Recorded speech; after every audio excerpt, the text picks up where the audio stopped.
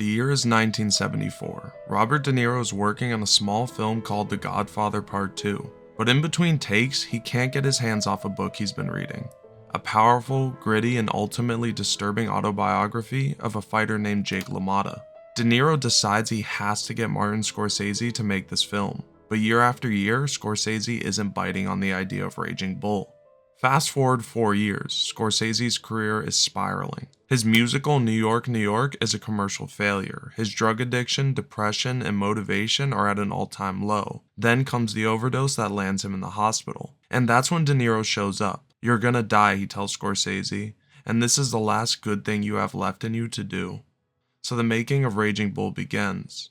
Because much like Jake LaMotta, Scorsese chose to fight, to punch through his challenges instead of backing down.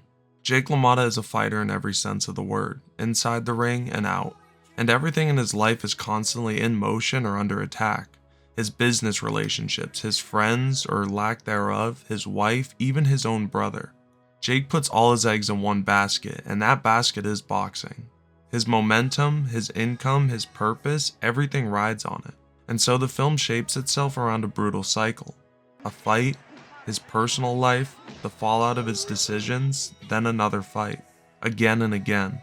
But the contrast between Jake's life inside the ring and outside couldn't be sharper. And yet, visually, those two worlds start to blur.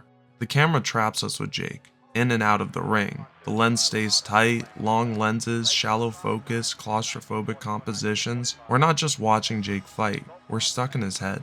Eventually, Jake becomes so dominant that no one wants to fight him. His business ties collapse. It's only when he throws a stage fight and humiliates himself in the process that he finally gets the title shot he's been chasing. And even then, he can't stand to make it look convincing. He wins the championship, but as he reaches the top, his life crumbles. He gains weight, he turns on everyone around him. The paranoia, the abuse, the rage, it all hits a boiling point. By the end, we're left with a broken, hopeless Jake LaMotta. Just like Scorsese during Raging Bull's creation. Both men trapped in their minds and both seemingly irreparable. But only one of them comes out the other side. Jake doesn't get the acclaim, he doesn't get the redemption, and all he has left is what was and what could have been.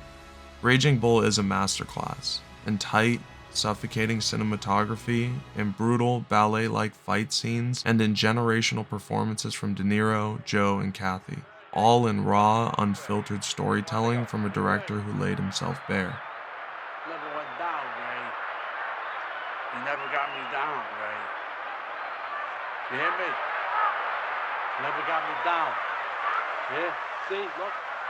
See, look. And in the 13th round,